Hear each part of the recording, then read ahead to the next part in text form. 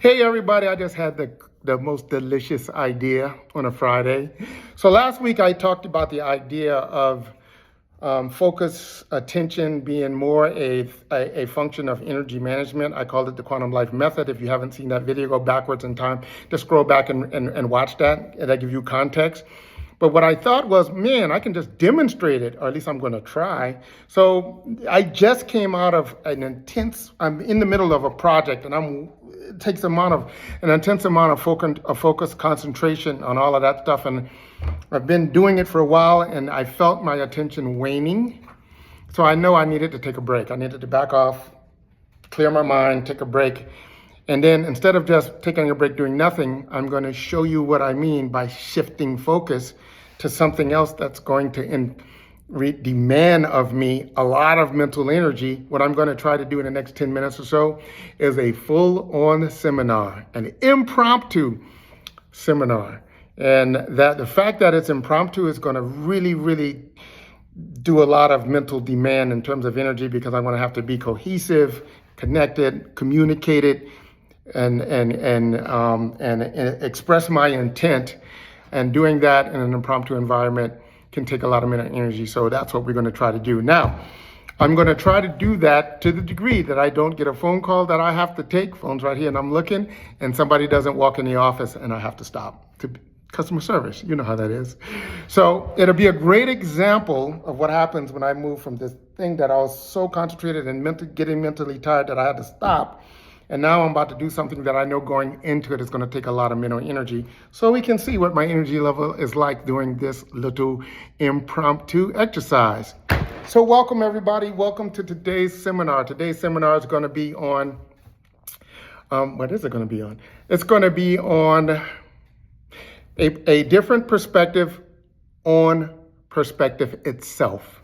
My intent in this seminar is to build a framework for looking at perspective in a different way, and hopefully share with you an idea that a belief that I hold that allows you to turn in perspective into an actual usable tool, a very powerful one. So let's dive right in. So for those of you, to keep this conversation light and fun for me, because right, I want to keep it light and I want to keep it fun.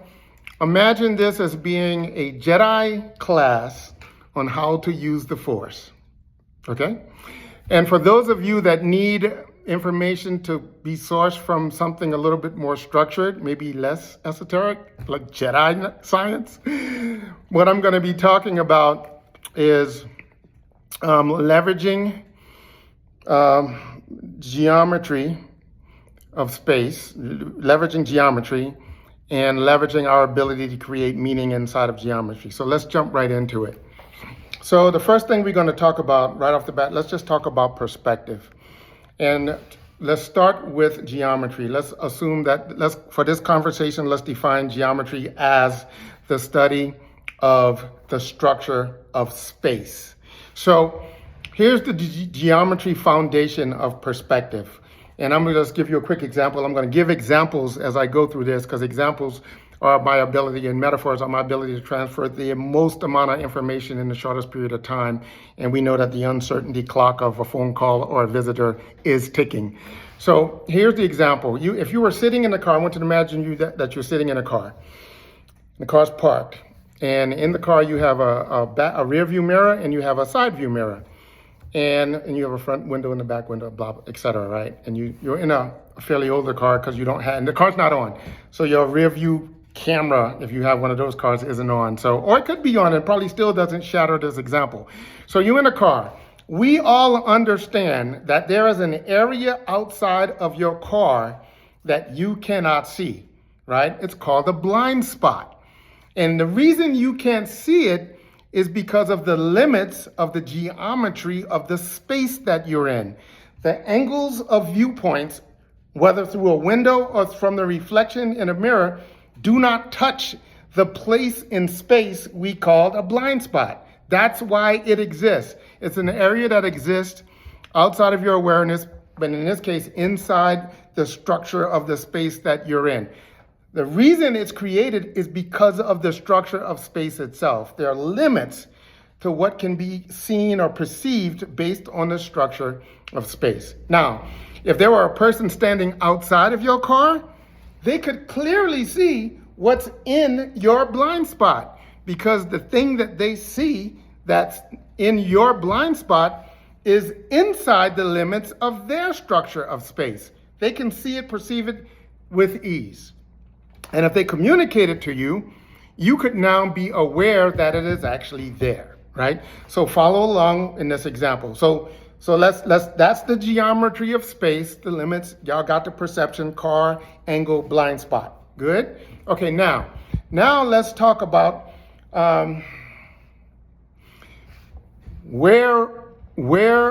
how we interpret what we perceive inside our geometry of space.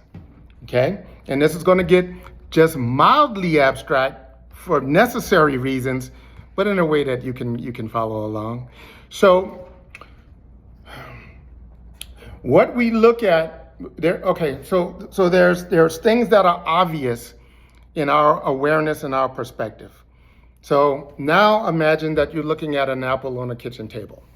So we can clearly see the apple, we can clearly see the table, we can see the floor, we can see the wall behind it, we can see that it's in the kitchen, because all of these things are within the container of our geometry of space.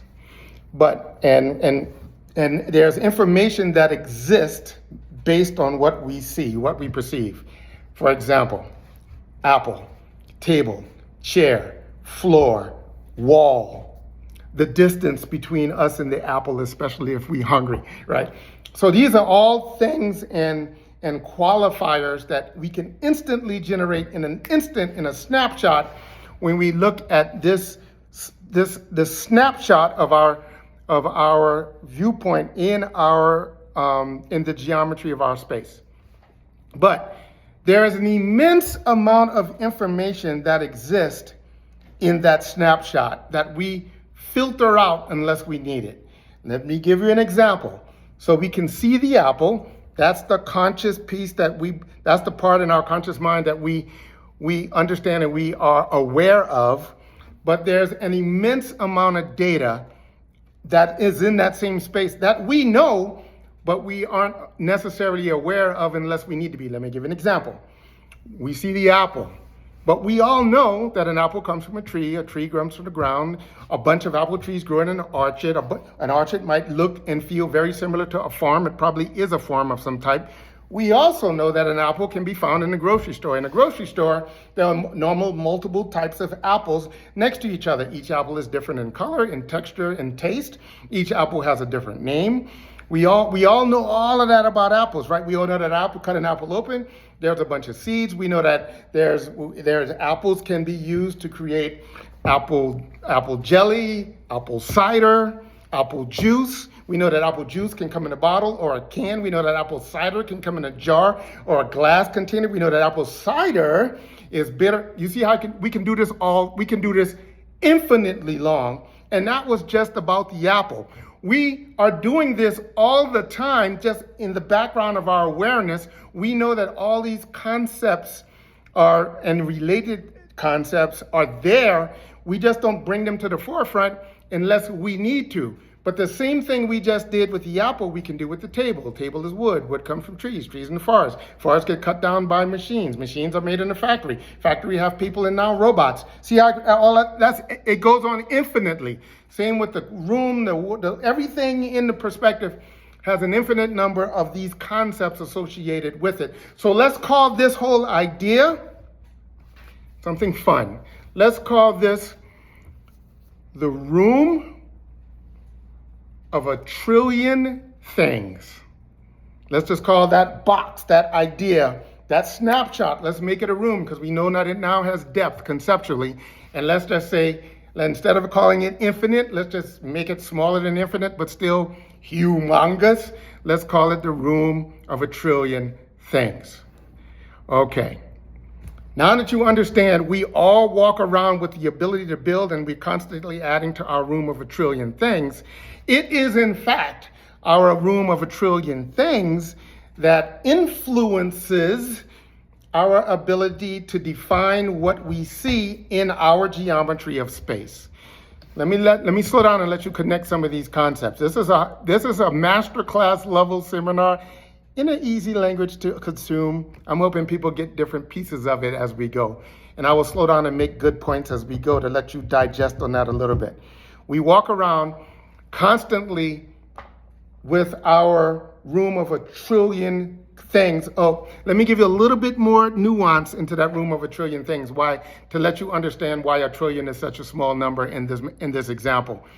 Because the same way we know that an apple to a tree, to seeds, to an orchard, those are kind of within the framework of an apple by itself. We also know the relationship between everything we've ever been experienced. So we know that an apple can sit on a table. An apple could also sit on a chair if we wanted. An apple could even sit on the floor. If the apple was to fall, it would first fall on a chair and then on the floor. It's literally more than a trillion things we know, we understand and know to exist about everything we perceive, but we filter it all the way down to something that's immediately usable and not overwhelming. And we can distill it and summarize it into a useful snapshot like, that's an apple on a table in the kitchen. Got me? Okay, so now, how does it all come together? So now let's go back to the guy in the car, right? Let's imagine the guy in the car. And, okay, wait, one more thing. This was impromptu, so I'm literally putting together it in real time as we go. So before I move to the next step, I was about to move to the next step, I realized that I might need to put some filler in there to bridge you to the next step to make the concept easier to digest, easier to consume. So here is the thing. One of the magical things about how powerful the human mind is that the value, the thing that comes out of the room of a trillion connected things, we can it's wrapped into our communication below the below of our ability to understand or perceive. Let me give you a easier way to understand that concept. Most people know that in human communication, there are the words we use, which is a part of the communication taking place. But the understanding or the actual communication between two human beings includes a lot more things than the word we use. The words we use are a part of it. The intonation, the inflection, the pace, our body language, how all of that stuff is synchronized, our facial expressions, the big ones like that and the small micro ones that we don't even notice, we notice when we notice them. There is an immense amount of data being transferred in any communication between two humans. So even when we say, hey, how are you doing?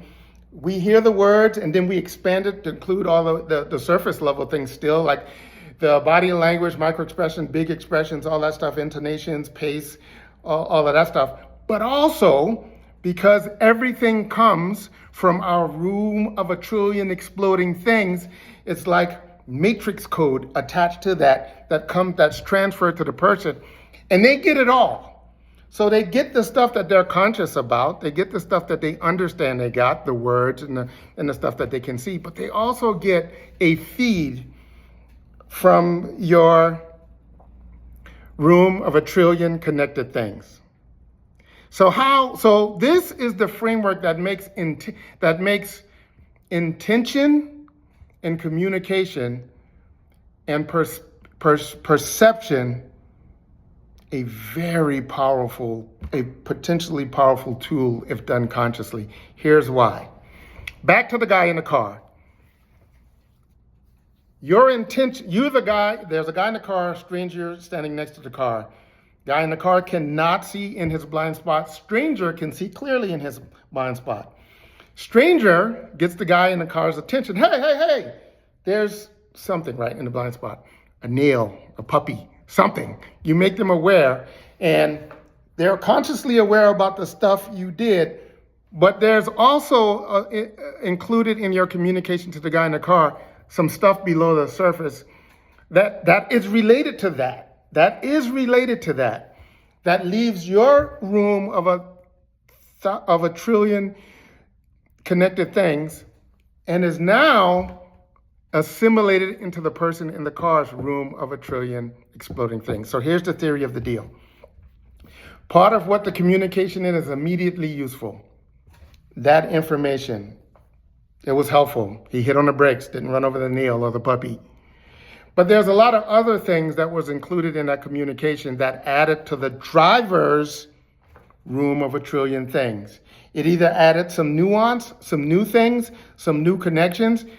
An example might be, wow, that person, that stranger was helpful.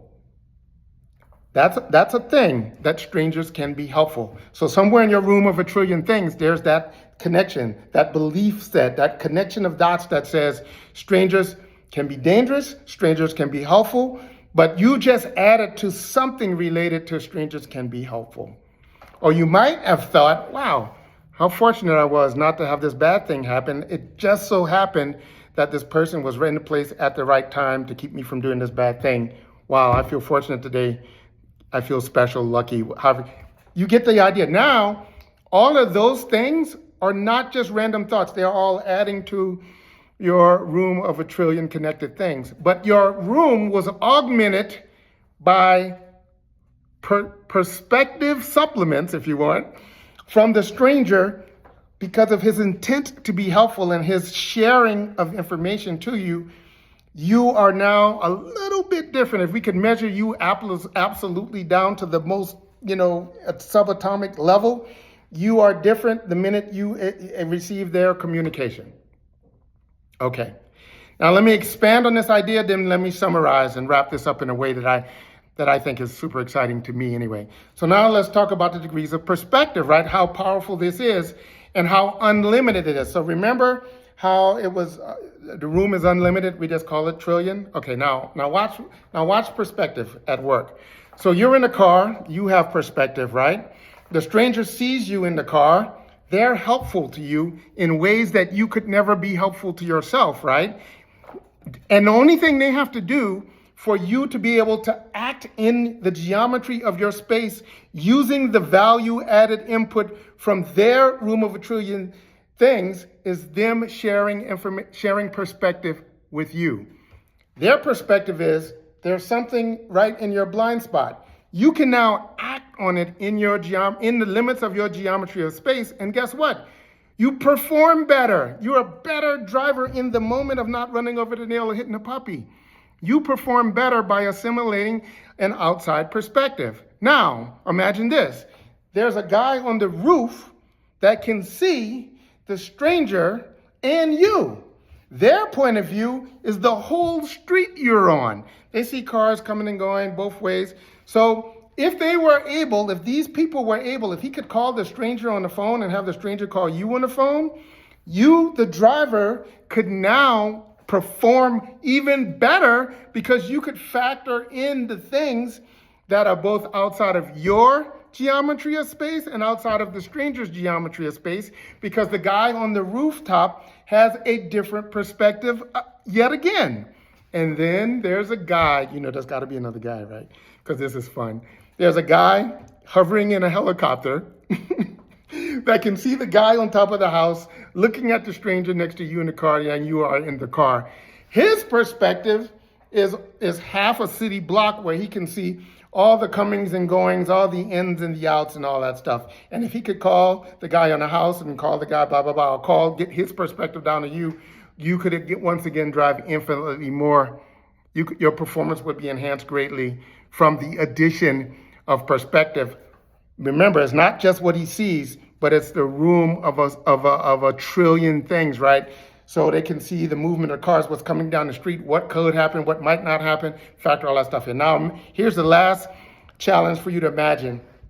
Imagine that it was possible for everybody to share, if every perspective inside of a person's perspective was able to be plugged into this network, right?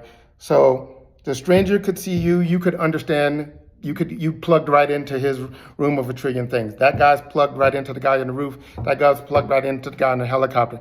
Imagine if you could see all of this and process all of that. If that were possible, you, the driver, could literally cut the car on with your eyes closed.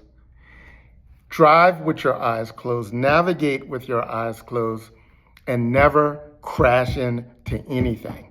Because your ability to perform, even in the restrictions of your geometry of space, have been augmented by other people's perspective to the degree that it makes you infinitely better in the real-time moment of your geometry of space, in your limits, perceived and unperceived.